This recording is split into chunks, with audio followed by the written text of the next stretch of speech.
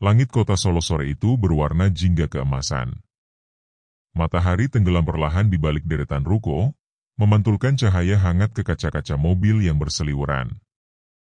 Namun bagi Ardi, tak ada yang terasa hangat dari pemandangan itu.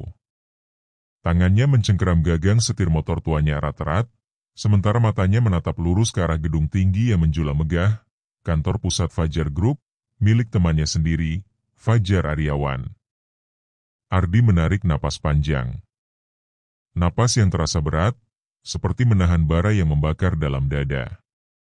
Baru 2 minggu lalu, dia menghadiri reuni kecil bersama teman-teman SMA mereka. Di sanalah semua cerita itu kembali menyala. Cerita kesuksesan Fajar, cerita betapa hidupnya kini seolah sempurna. Mobil mewah, istri cantik, anak-anak lucu, rumah besar, bisnis meroket.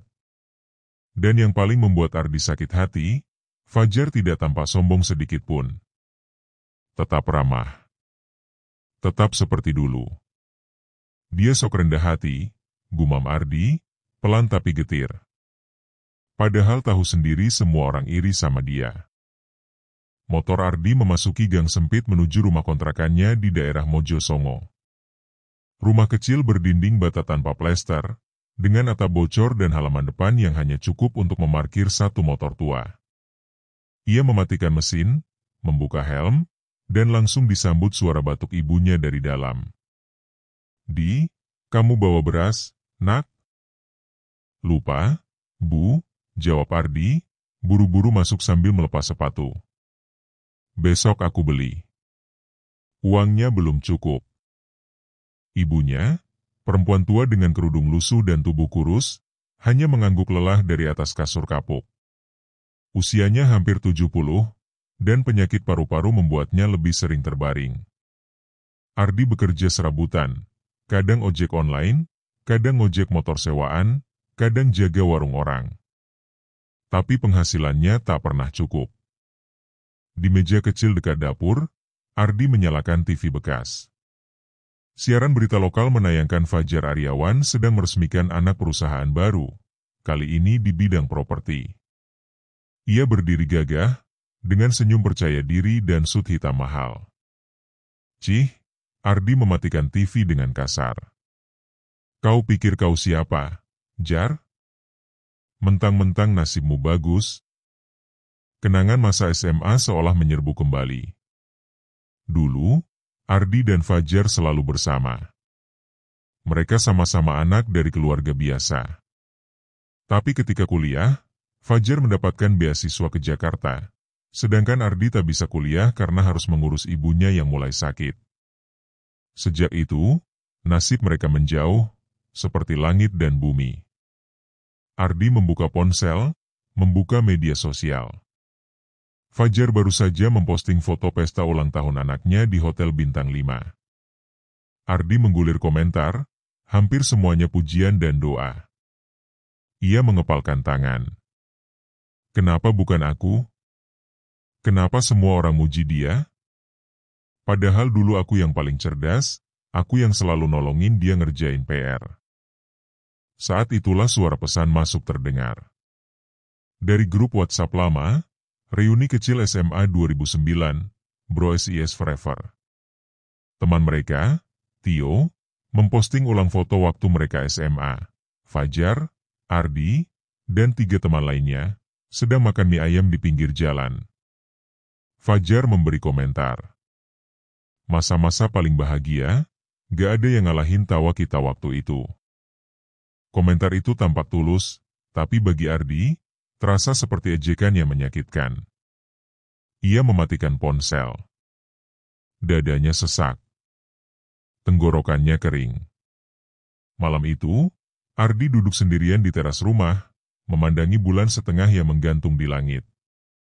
Tiba-tiba, tetangganya, Pak Slamet, pria tua yang dikenal aneh dan jarang keluar rumah, muncul di seberang jalan, menatapnya lekat-lekat. "Kau iri, ya?" tanya Pak Slamet tanpa basa-basi. Ardi sedikit terkejut. "Apa maksud Bapak?" "Hatimu gelap, Ardi. Kau merasa dunia tidak adil. Dan kau mulai berpikir kalau yang kau butuhkan bukan usaha, tapi keajaiban. Ardi menelan ludah. Kata-kata itu seperti menelanjangi isi kepalanya. Apa maksud Bapak bicara begitu? Pak Slamet mendekat. Suaranya menurun, hampir seperti bisikan. Kalau kau ingin hidupmu berubah, ada jalan lain. Jalan cepat. Tapi bukan tanpa harga. Ardi menatap pria itu tajam. Apa Bapak bicara soal pesugihan? Pak Slamet tidak menjawab. Ia hanya tersenyum tipis, lalu berjalan pergi begitu saja, menghilang di gelap gang sebelah rumah. Malam semakin larut. Tapi hati Ardi tak kunjung tenang. Ia menatap langit yang mulai mendung, angin dingin menyapu wajahnya, membawa aroma tanah basah yang baru tersentuh gerimis. Jalan cepat, bisik Ardi. Seandainya aku punya uang, punya nama, mungkin aku bisa buat ibu bangga. Mungkin aku bisa punya hidup seperti Fajar. Pikiran itu terus mengusiknya sampai pagi datang. Keesokan harinya, Ardi kembali ke tempat kerja, sebuah warung kelontong milik tetangga jauh yang mempercayakan Ardi menjaga kas. Tapi sepanjang hari, ia tidak fokus. Ia memikirkan Pak Slamet. Tentang jalan cepat.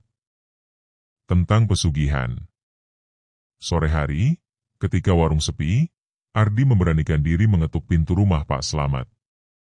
Rumah itu gelap, berbau anyir seperti rumah tua yang lama tak dihuni.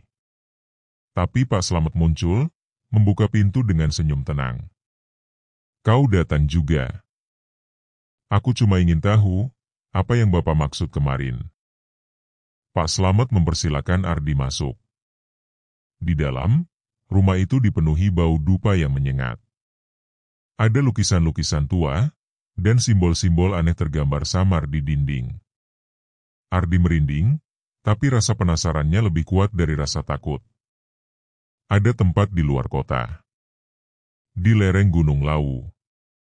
Orang-orang menyebutnya Alas Kamulyan. Tempat itu tidak muncul di peta. Di sanalah kau bisa meminta kehidupan baru, asal kau siap memberi harga yang setimpal. Ardi menelan ludah. Apa maksudnya, harga yang setimpal? Segala yang datang cepat, datang dengan tumbal. Entah orang, entah jiwamu sendiri. Suasana tiba-tiba terasa begitu sunyi. Bahkan suara nyamuk pun lenyap. Tapi Ardi tidak bergerak. Ia hanya bertanya pelan. Bawa aku ke sana. Pak Slamet tersenyum. Kau yakin? Setelah ini, tak ada jalan kembali. Ardi menunduk, tapi matanya tajam. Aku tak peduli. Aku sudah muak jadi pecundang. Pak Slamet tertawa pelan, lalu mengangguk. Kalau begitu, bersiaplah. Jumat malam kita berangkat. Ardi pulang dengan dada berdebar. Entah apa yang sedang ia masuki. Tapi baginya, semua keraguan telah lewat. Hidup ini hanya memberi dua pilihan, jadi pecundang selamanya, atau mengambil resiko, meskipun gelap, selama di ujungnya ada cahaya. Dan ia telah memilih jalan gelap itu. Jumat malam datang lebih cepat dari yang Ardi bayangkan.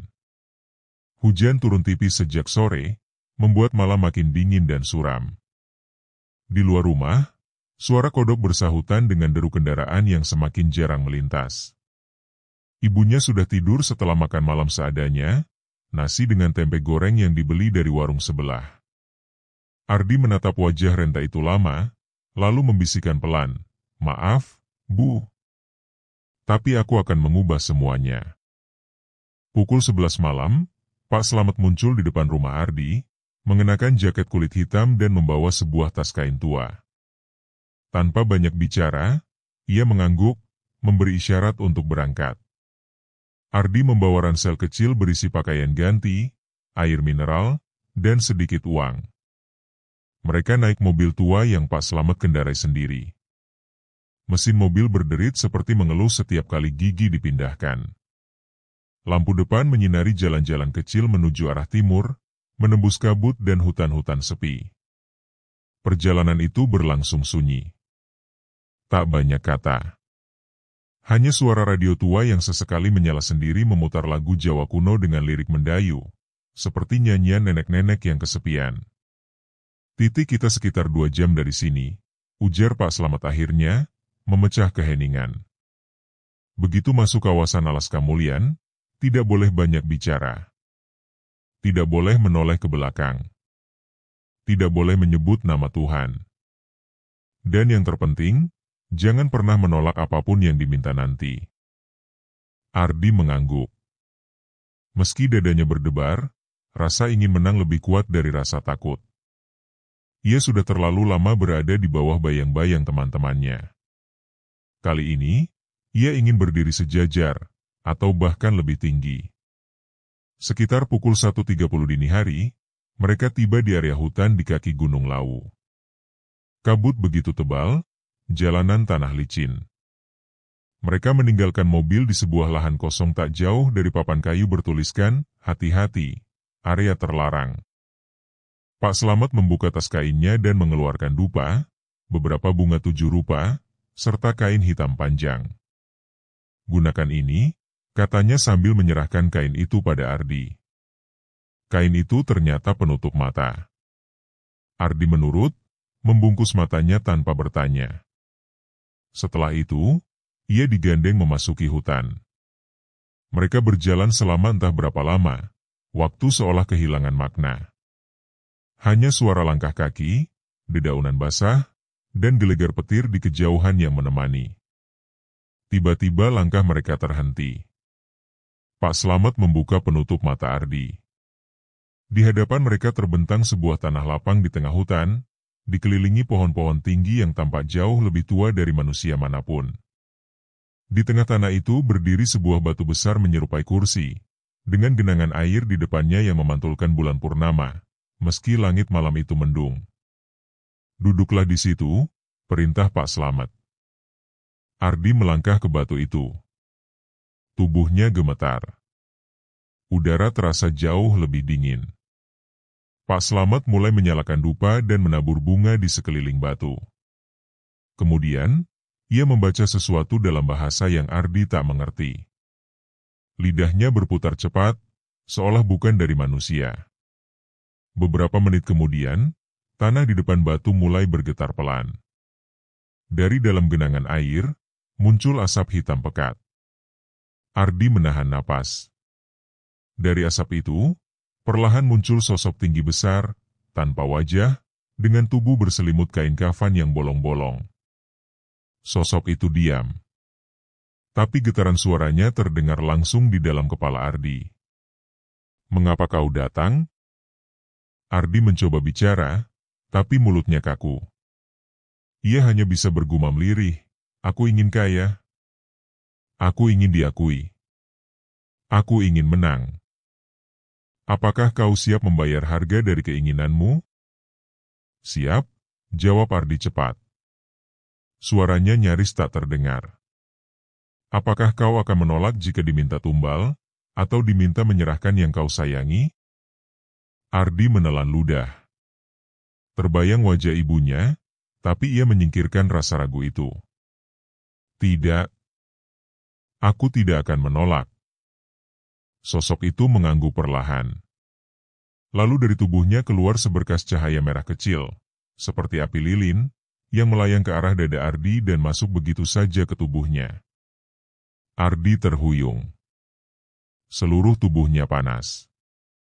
Telinganya berdengung. Matanya berkunang-kunang. Tapi ia tidak pingsan. Ia sadar penuh, merasakan seperti ada kekuatan baru yang menyelinap ke dalam nadinya. "Mulai besok, semua yang kau sentuh akan membawa emas. Tapi setiap bulan purnama, 1 nyawa harus menjadi gantinya." Seketika itu pula, sosok tersebut lenyap ke dalam asap hitam, yang kemudian tersedot kembali ke genangan air. Hutan menjadi sunyi lagi, seperti tak pernah terjadi apa-apa. Pak Slamet mendekat, menepuk bahu Ardi. Selamat datang di dunia orang yang tak akan miskin lagi. Pagi itu, Ardi kembali ke rumah dengan tubuh lelah dan pikiran kosong. Tapi semua berubah saat ia membuka ponselnya dan mendapat pesan masuk. Pak Ardi, saya dari pihak manajemen Fajar Group. Bapak pernah melamar jadi driver operasional beberapa bulan lalu.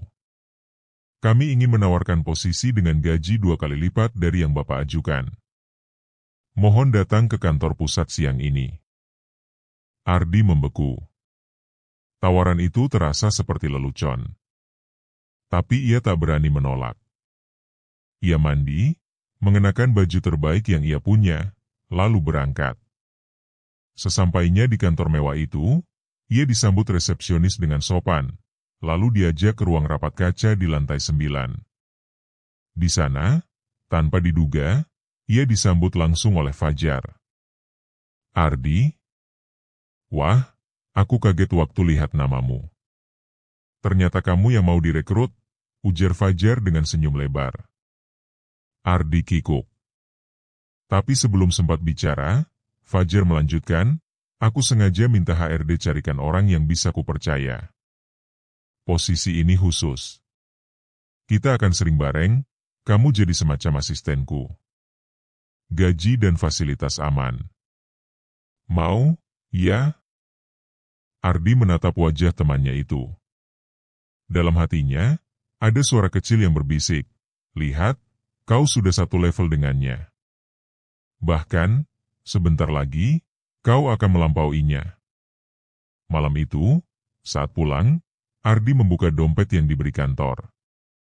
Di dalamnya sudah ada kartu debit atas namanya sendiri, saldo awal 50 juta rupiah. Ia tak bisa menahan tawa. Tangannya gemetar saat menyentuhnya. Tapi ketika ia hendak tidur, seekor kucing hitam muncul di jendela kamarnya. Matanya merah menyala.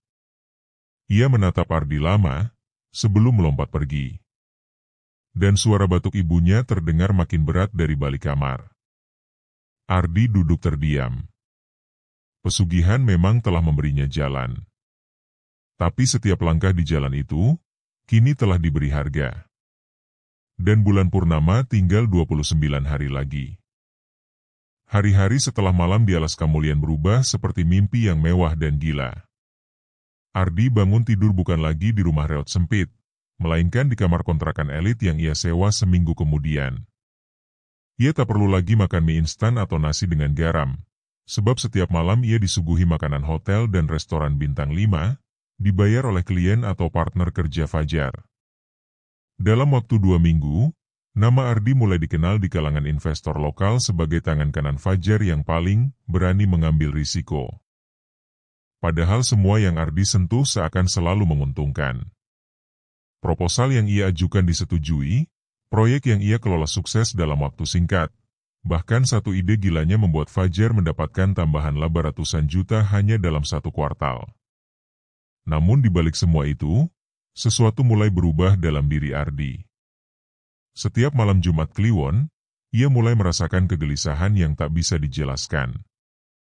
Suara aneh mulai terdengar saat ia hendak tidur. Suara tangisan, bisikan, bahkan terkadang tawa perempuan tua yang menggema dari balik lemari atau di bawah lantai. Dan yang paling membuatnya resah, setiap malam Jumat itu, seekor kucing hitam dengan mata merah selalu muncul. Awalnya di jendela. Lalu muncul di dalam kamar. Lalu suatu malam, duduk di atas dadanya saat ia terbangun dari mimpi buruk. Pak Slamet akhirnya muncul lagi. Di sebuah angkringan tua di dekat terminal, mereka duduk dalam diam sebelum Ardi akhirnya bicara. Apa ini bagian dari perjanjiannya? Pak Slamet mengangguk perlahan, menyesap kopi pahitnya. Pesugihan tidak cuma tentang menerima, tapi juga menjaga dan membayar. Ardi menatapnya lekat-lekat. Apa yang harus kubayar? Pak Slamet membuka tas kainnya dan mengeluarkan segulung kertas kuno. Ia membuka isinya, tulisan tangan dengan bahasa Jawa kuno. Tapi Ardi tak bisa membaca. Kau diberi kekayaan lewat roh pengikat. Roh ini butuh energi untuk terus hidup dan memberimu keberuntungan. Energinya berasal dari kematian manusia. Tumbal. Setiap bulan purnama, kau harus mempersembahkan satu nyawa. Kalau tidak, yang mati bisa jadi orang di sekitarmu. Atau dirimu sendiri. Ardi bergidik. Bagaimana cara mempersembahkannya? Pak Slamet menatap Ardi dalam-dalam. Kau akan diberi tanda. Kau hanya perlu membawa orang itu ke tempat yang ditentukan. Sisanya, roh pengikat yang mengurus. Ardi terdiam. Tapi dalam hatinya, sesuatu mulai tumbuh, ketakutan. Namun bersamaan dengan itu, muncul juga pembenaran-pembenaran, tumbal itu kan orang asing, bukan keluarga. Aku nggak kenal. Lagi pula, banyak orang mati setiap hari. Kalau aku nggak kaya, aku juga bisa mati kelaparan. Apa bedanya? Bulan purnama pertama datang. Langit malam itu cerah, seolah sengaja menampakkan wajah rembulan dengan sempurna. Ardi duduk di dalam mobil mewahnya, tangannya menggenggam kertas kecil yang muncul entah dari mana pagi tadi. Di dalam kertas itu hanya tertulis satu nama.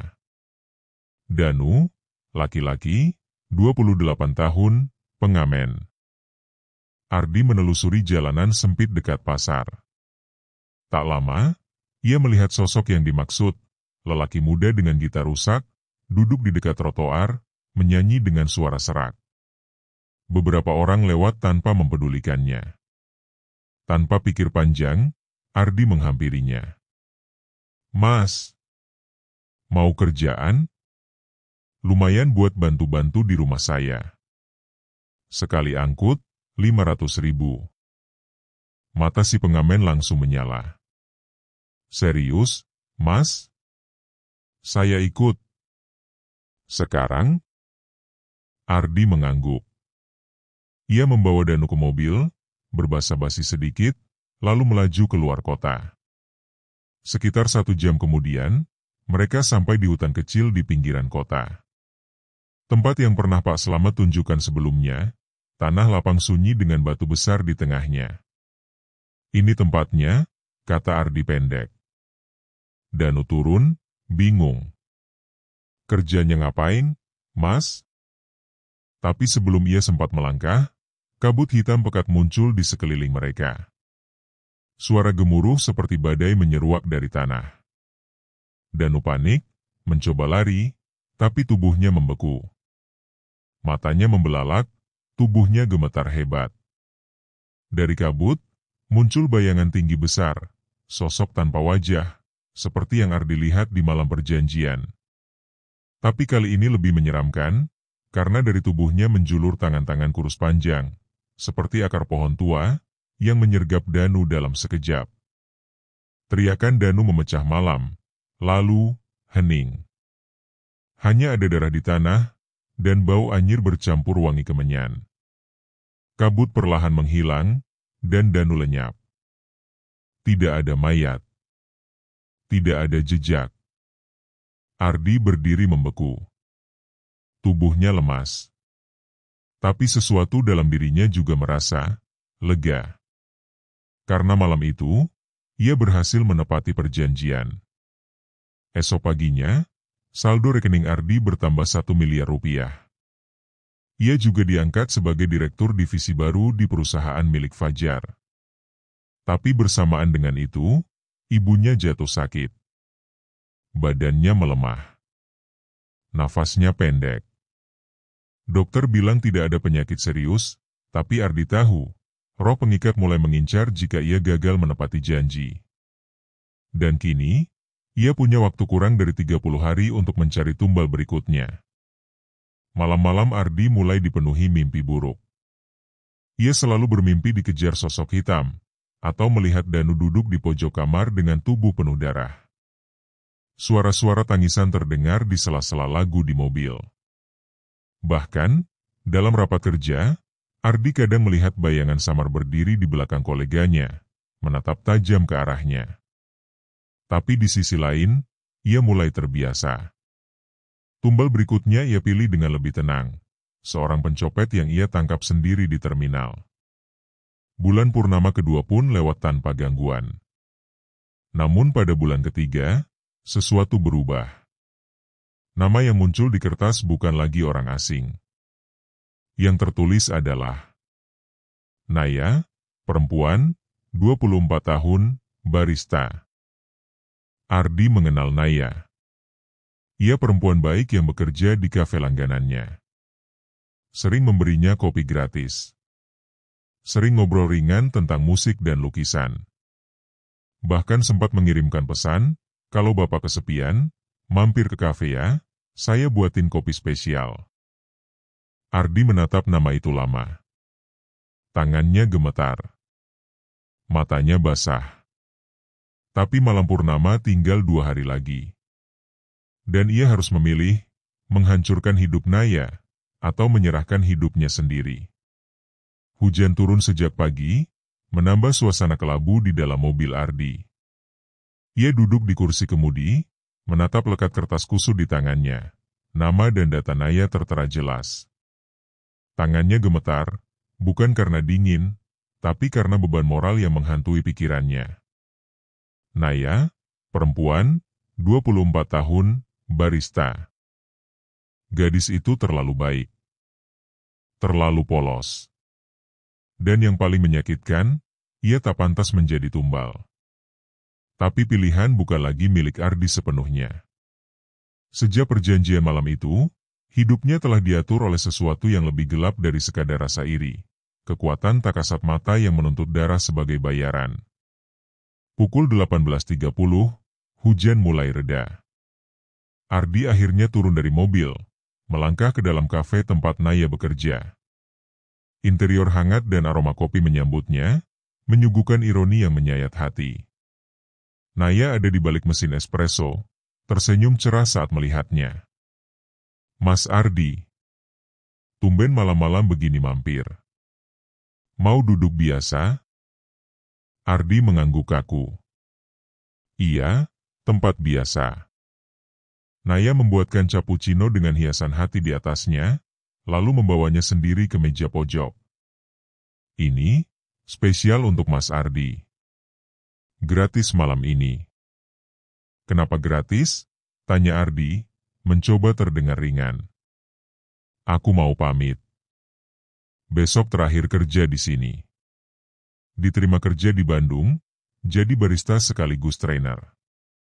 Gajinya lebih bagus, ada tempat tinggal juga, kata Naya dengan sorot mata bahagia. Jantung Ardi seakan diremas. Gadis ini baru akan memulai hidupnya, dan ia, lelaki yang tak pantas ini, malah dikirim untuk mengakhirinya.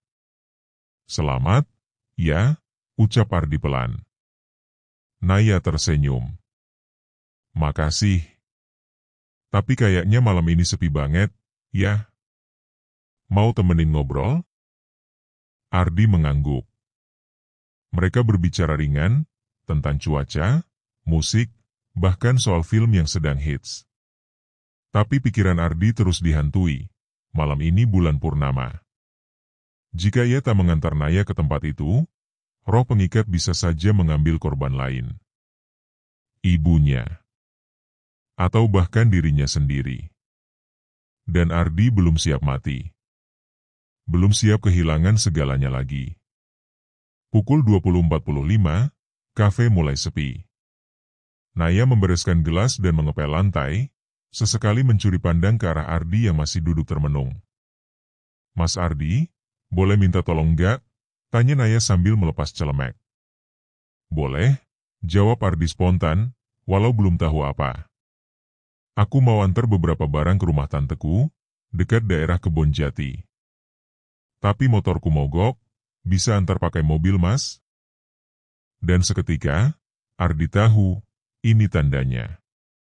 Roh pengikat tak cuma memberinya nama, tapi juga jalan. Naya sendiri yang meminta diantar. Seolah semesta sudah mengatur semua. Ia mengangguk. Ayo. Sepanjang perjalanan, Ardi terdiam. Di sampingnya, Naya sibuk bercerita tentang rencananya di Bandung, tentang apartemen kecil yang akan ia tempati, tentang anjing lucu milik tetangganya nanti yang katanya mirip dengan peliharaan masa kecilnya. Tiap kata Naya seperti tikaman di hati Ardi. Tapi mobil terus melaju. Tak ke arah kebun jati, melainkan ke arah utara, tempat ritual biasanya dilakukan. Naya, kata Ardi tiba-tiba, kamu percaya hal-hal gaib? Naya tertawa kecil. Maksudnya setan gitu? Iya. Atau, tumbal. Pesugihan. Naya mengerutkan kening. Pernah dengar, tapi nggak percaya. Menurutku, semua bisa dicapai dengan kerja keras. Kalau ada orang pakai jalan pintas, biasanya akhirnya lebih buruk. Ardi tak menjawab. Suaranya tercekat. Mereka akhirnya tiba di tanah lapang dekat hutan, tempat yang sama ia membawa 2 tumbal sebelumnya. Tapi kali ini, langkahnya berat. Dadanya sesak. Keringat dingin membasahi pelipisnya walau udara dingin menusuk kulit. Mas, ini bukan rumah tanteku. Naya mulai curiga. Kita di mana? Ardi berbalik, wajahnya pucat. Maaf, Naya. Aku. Ia tak sanggup melanjutkan. Tapi suara tawa lirih terdengar di balik pepohonan. Kabut mulai turun, perlahan membungkus tanah lapang itu. Udara mendadak dingin. Rembulan muncul di balik awan. Besar, bulat, merah darah. Sosok tinggi besar muncul dari balik kabut, melayang mendekat dengan suara desis dan gemuruh tanah. Naya mundur panik. Mas Ardi, apa itu? Ardi berdiri terpaku.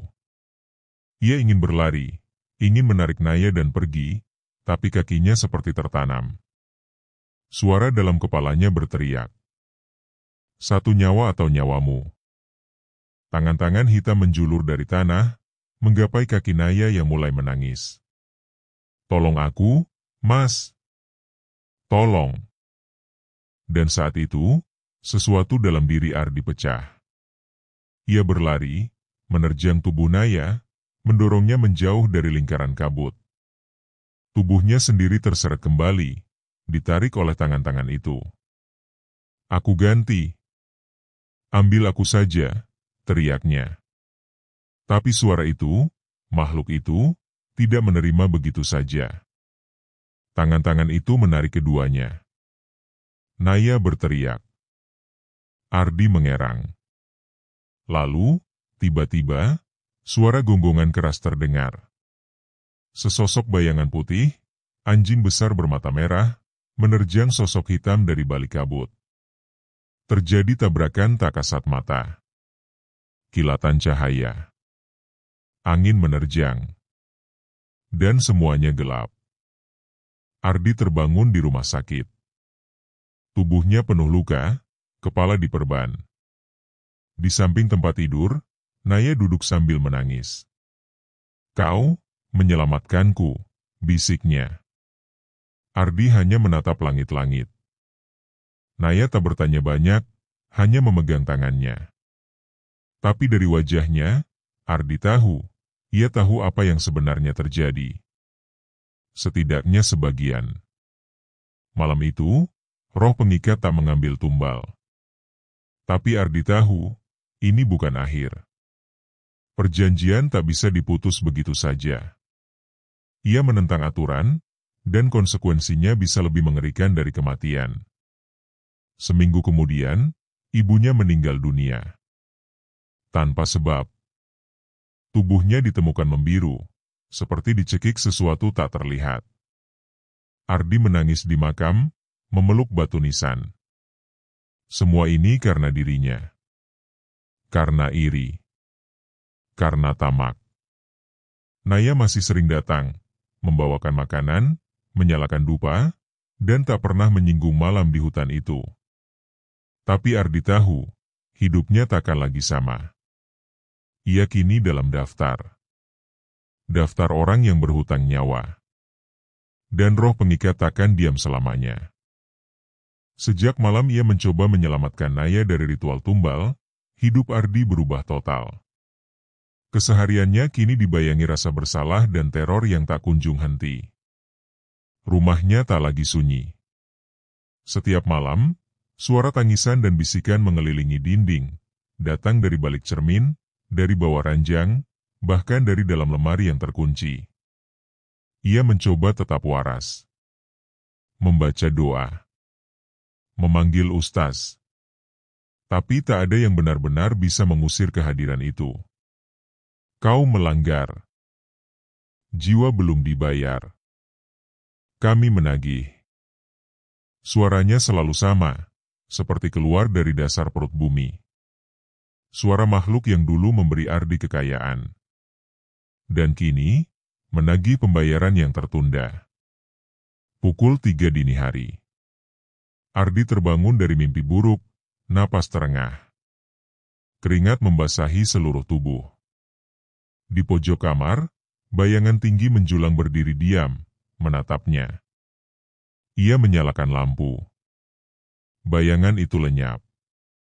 Tapi aroma tanah basah dan darah masih terasa di hidungnya. Ardi mengusap wajah. Matanya merah, pipinya cekung. Ia nyaris tak tidur selama beberapa malam terakhir. Setiap kali ia memejamkan mata, ia kembali ke hutan itu, mendengar teriakan Naya, melihat tangan-tangan menjulur dari tanah. Kekayaan yang dulu terasa manis kini menjadi beban. Rekeningnya masih penuh. Proyek-proyek lancar. Tapi setiap sen uang itu terasa seperti kutukan. Dan kutukan itu mulai menyentuh orang-orang di sekitarnya. Pagi itu, telepon berdering. Dari Tio, rekan bisnisnya. Ardi, kamu udah dengar? Proyek jembatan yang di Karawang, kontraktornya bunuh diri tadi malam. Lompat dari lantai 8. Ardi terdiam. Itu proyek yang dibiayai dari uang hasil pesugihan. Salah satu yang membuat namanya melejit. Dan satu lagi supir kamu, si Rudi. Istrinya meninggal mendadak. Katanya kejang-kejang, terus enggak sadar. Sama sekali enggak ada penyakit sebelumnya. Tangannya gemetar. Ardi tahu ini bukan kebetulan. Korban tumbal tak diambil, dan kini roh pengikat mengambil siapapun yang bersentuhan dengan hasil perjanjiannya. Ia mematikan telepon dan terduduk di lantai. Matanya kosong. Aku harus akhiri ini. Hari itu juga, Ardi mencari kembali jalan ke hutan tempat ia pertama kali bertemu makhluk itu. Jalan setapak yang dulu jelas kini berubah, seolah disembunyikan oleh alam. Tapi Ardi memaksa masuk.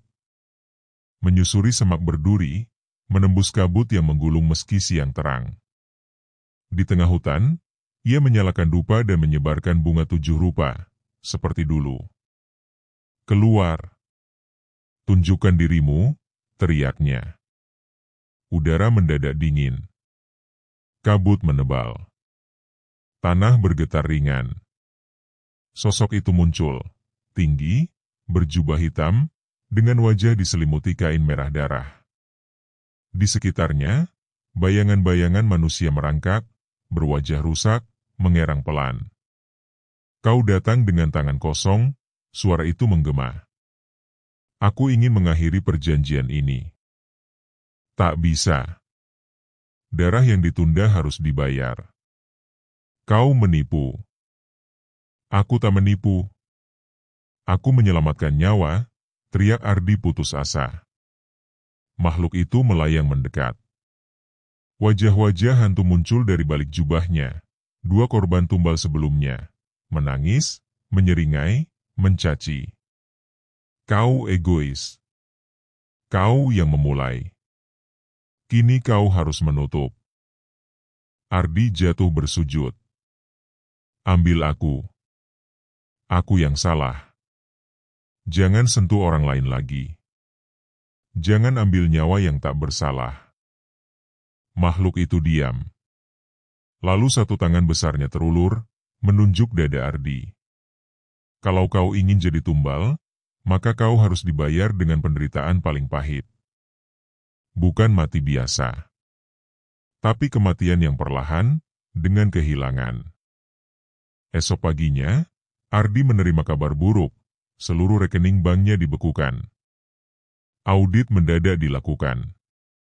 Satu persatu rekan bisnisnya menjauh, ada yang ditangkap, ada yang tiba-tiba pindah ke luar negeri. Perusahaannya hancur dalam seminggu. Ardi menjual mobilnya. Rumahnya dilelang paksa. Dalam waktu 3 bulan, ia kembali ke titik nol. Bahkan lebih buruk, ia terlilit utang, difitnah melakukan penipuan, dan dijauhi semua kenalan. Naya adalah satu-satunya orang yang masih menghubunginya. Tapi Ardi tak pernah mau menjawab telepon atau pesan. Ia terlalu malu. Terlalu hancur. Satu malam, di kamar kos kecil yang sempit dan bocor, Ardi duduk sendirian. Di tangannya, segelas kopi hitam pahit. Di luar, hujan turun deras. Ia menyalakan lilin kecil dan meletakkan foto ibunya yang sudah tiada. "Aku gagal, Bu." Tangannya bergetar. Tapi malam itu, ia merasakan sesuatu berubah. Sebuah pesan masuk ke ponselnya. Dari nomor tak dikenal. Tumbal akhir sudah dipilih. Jika kau ingin tahu siapa, datang ke tempat biasa. Tengah malam. Jantung Ardi berdetak kencang. Ia tahu ini jebakan. Tapi ia juga tahu, ini akhir dari segalanya. Jika ia tak datang, korban berikutnya bisa saja Naya. Atau bahkan anak kecil tak berdosa yang entah bagaimana bersentuhan dengannya. Ia tak bisa diam lagi. Ia harus menyelesaikan ini. Dengan caranya sendiri. Malam itu, jam menunjukkan pukul 23.45 ketika Ardi tiba di tempat yang dijanjikan, tanah lapang di tengah hutan, lokasi ritual pesugihan. Kabut turun perlahan, bulan menggantung pucat di langit yang mendung. Aroma dupa, darah, dan tanah basah bercampur dalam udara. Ia datang dengan pakaian lusuh, tubuh kurus, dan mata sembab karena kurang tidur. Di tangan kirinya, ia membawa koper kecil berisi sisa-sisa uang tunai, buku catatan, dan secarik surat. Di tangan kanannya, sebilah pisau berkarat. Langkahnya berat, tapi pasti. Tak ada lagi ketakutan. Ia sudah kehilangan semuanya. Tak ada lagi yang tersisa untuk dijaga, selain satu hal, penebusan. Saat kabut menebal, suara desis dan erangan kembali terdengar dari balik pepohonan. Sosok itu muncul perlahan, berdiri di tengah lapang. Tinggi, berjubah hitam, dengan wajah yang tak pernah terlihat, seolah menolak dikenang oleh dunia manusia. "Kau datang." Tepat waktu, gumam makhluk itu. Ardi berdiri tegak. "Kau bilang tumbal terakhir sudah dipilih." "Siapa?" Makhluk itu diam sejenak, lalu mengangkat satu tangannya. Dari balik kabut, Naya muncul, berjalan dengan mata kosong, wajah pucat seperti tanpa jiwa. Langkahnya pelan, seperti ditarik kekuatan yang lebih besar dari dirinya. Ardi sontak melangkah maju. "Jangan. Jangan ambil dia. Kau menunda. Kau menolak." "Maka kami pilih sendiri," jawab makhluk itu datar. "Tapi dia tak bersalah. Aku yang mulai semua ini. Aku yang harus membayar." Sudah terlambat. Tangan-tangan hitam muncul dari tanah, mengelilingi Naya, siap menariknya seperti para tumbal sebelumnya. Ardi panik, menoleh ke koper yang ia bawa, isi hidupnya yang terakhir. Tapi ia tahu, tak ada uang, tak ada harta, tak ada doa yang bisa menyelamatkan Naya. Kecuali satu hal. Pengorbanan diri. Ardi berteriak. "Ambil aku. Sekarang juga." Ia menghunus pisau dan tanpa ragu, menusuk perutnya sendiri. Darah memuncrat. Tubuhnya jatuh berlutut, napasnya mulai sesak. Makhluk itu terdiam. Tangan-tangan di sekitar Naya berhenti, lalu perlahan menarik diri. Kau menukar nyawa dengan nyawa, katanya. Naya terjatuh ke tanah, menangis seketika kesadarannya kembali. Mas Ardi. Mas. Ardi tersenyum lemah. Lari. Nah. Pergi dari sini. Tapi Naya memeluknya. Tangisnya mengguncang malam. Ia mencoba menahan darah Ardi dengan tangannya, berteriak minta tolong walau tahu takkan ada yang datang. Langit mendadak gelap. Angin berputar. Sosok makhluk itu terangkat ke udara, lalu meledak menjadi kabut hitam yang menghilang bersama tangisan-tangisan hantu. Ritual itu, perjanjiannya, berakhir. 2 hari kemudian, Naya duduk di samping makam baru yang masih basah tanahnya. Di atas nisan tertulis nama, Ardi Kurniawan. 1987-2025. Ia masih ingat semua. Setiap detik terakhir. Setiap kata. Dan pengorbanan seorang pria yang dulunya tersesat karena iri dan dengki, namun akhirnya menemukan jalan kembali melalui rasa bersalah dan cinta. Dalam koper yang ditemukan bersamanya, polisi menemukan catatan bertuliskan, jika ada yang membaca ini, ketahuilah, tak ada kekayaan yang lebih besar dari ketulusan hati. Aku terlambat menyadarinya. Tapi jika kematianku bisa menyelamatkan 1 jiwa, maka biarlah begitu. Aku bukan korban, aku penebus. Beberapa bulan berlalu. Naya membuka kedai kopi kecil dengan nama Tumbuh Kembali. Dindingnya dihiasi lukisan abstrak hutan berselimut kabut. Di sudut dinding, 1 foto Ardi dipajang kecil, tanpa banyak kata. Ia hidup sederhana, tapi bahagia. Dan tiap malam, saat ia menyalakan lilin di meja altar kecil di rumahnya, ia tahu, di balik segala kegelapan, Ardi akhirnya menemukan cahaya. Tamat.